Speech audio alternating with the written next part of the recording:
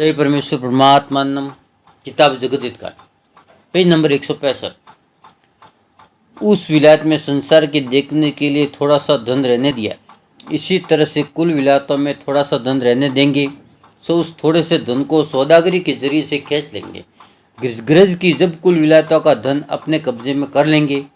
जब अपना राज करेंगे। और अलावा इसकी ये बात भी ख्याल करने के लायक है कि कुल जहान में यह बात मशहूर है कि ये बनी अपने राक्षसी पाप से कुल विलायतों का माल व मत्ता कि जो असली उसको खींच लेते हैं और रेक विलायत में थोड़ा थोड़ा रहने देते हैं। सो ये बात भी दुनिया में मशहूर है कि जिस कदर धन हिंदुस्तान में दूसरी विलायतों में असली है वो सब लोगों के खर्च के वास्ते हैं, परंतु इन सौदागर ने अपनी अक्लमंदी से संसार में जाहिर कर रखा है कि एक हिस्से का धन तो कुल संसार के लोगों के वास्ते है और 12 हिस्सा का धन जमीन के अंदर गड़ा है। परंतु कुल धन मिल के 13 हिस्सा था, परंतु ये 13 हिस्सा धन को 13 तुम्बा भी कहते हैं। सो ये 13 तुम्बा धन टूटा हुआ है।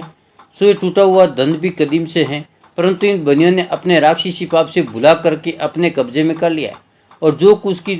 धन उस खर्च के हिस्से में से बाकी रहा है उसको अपने राक्षसी पाप के जादू से खींच कर अपने कब्जे में कर लेंगे। परंतु इन बनियों ने अपनी अक्लमंदी से राक्षसी पाप से सबकी अकलों को फेर करके एक कैसा जाहिर किया है कि कुल 13 हिस्सा धन था, जिसमें से एक हिस्सा धन तो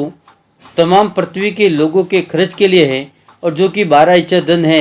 वो जमीन में गड़ा हुआ है। सो मेरे भाइयों, इन बनियों ने अपने राक्षसी पाप से अकल फेर के भुला रखा है कि कुल 13 हिस्सा धन था, जिसमें से यही एक हिस्सा धन जाहिर किया और 12 हिस्सा धन अलोप जमीन के अंदर रखा है। सो भाई मेरे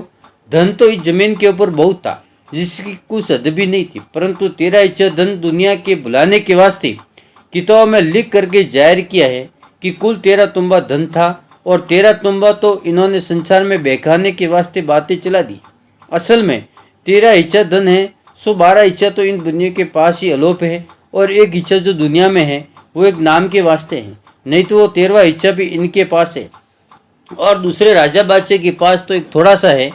तो वो एक हिस्सा का धन कुल विलायत के खर्च के वास्ते जारत में कि उस धन को तमाम जन के लोग खर्च करके परवश पाते। सो इन सौदागर ने उस खर्च को भी के तुम्बों को भी अपने कब्जे में कर रखा है। Page number 167। और ये सोचने की बात है कि 12 हिस्सा धन जो जमीन के अंदर लोग बताते हैं सो वो जमीन में किसने गाड़ा। अगर अपन हिंदू मुसलमान के बुजुर्गों ने वो 12 हिस्सा धन जमीन में गाड़ा होता तो अपन हिंदू मुसलमानों को उसका पता मालूम होता और हिंदू मुसलमान के बुजुर्ग अपनी अपनी औलादों को ज़रूर पता बता देते कि फलानी जगह ज़मीन के अंदर धन हमने गाड़ा है। सो ये तो सब चाले इन दुनिया की है कि वो 12 हिस्सा धन जमीन में अलोप कर रखा है, तो इनको उसका पता मालूम है कि जो हिंदू मुसलमान के बुजुर्गों ने गाड़ा होता तो वो मरते वक्त तक अपनी औलादों को उस धन का पता बता देते। सो इस वास्ते इन बनियों के बुजुर्गों में इस बात का भेद है। सो जैसे वो मरते जाते हैं तो अपनी औलादों के भेद और पता धन का बताते जाते, परंतु अपना राक्षसी पाप जाहिर न होने देने की वजह से इन बनियों ने खर्च के हिस्से के अंदर से किसी कदर धन हरेक विलायत के अंदर खर्च के वास्ते जोड़ दिया है और बाकी 12 हिस्सा धन जो 12 हिस्सा धन को अपने कब्जे में कर लिया है। इससे मेरा लिखना यह है कि जितनी बातें दुनिया में जाल की हो रही है ये सबब बनियों की राक्षसी पाप का है, क्योंकि संसार के लोगों की अक्ल इन सौदागर ने अपने राक्षसी पाप से खराब कर दी, जिससे बनियों के जाल की पहचान नहीं कर सकते, बल्कि भूले हुए और बहके हुए हैं और ख्याल में नहीं लाते हैं कि जमीन के ऊपर तो इस कदर धन था जिसका कुछ अंदाज भी नहीं हो सकता था और सोने चांदी का ठाट और पाट था। सो वो धन कहा गया, सो इतना तो कोई भी शब्द ख्याल नहीं करते हैं। सो ये भी किताब से साफ साफ साबित होता है कि सोने का ठाट और पाट था और अब नहीं है, जिसकी वजह यह है कि इन बनियों ने अपने राक्षसी पाप से लोगों की अक्ल खैबरा खराब करके कुल माल और मत्ता संसार का अपने कब्जे में कर लिया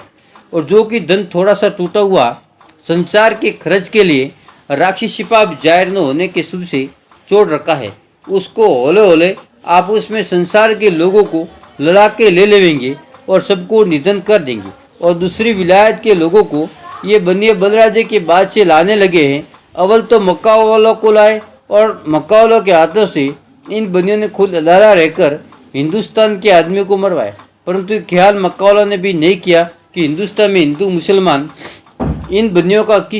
इस कदर लाड रखते हैं और इन लोगों को हमारे हाथों से क्यों मरवाते हैं। सो इसकी वजह तो इन बंदियों से दरियापत करे। जय परमेश्वर परमात्मा ने नमः।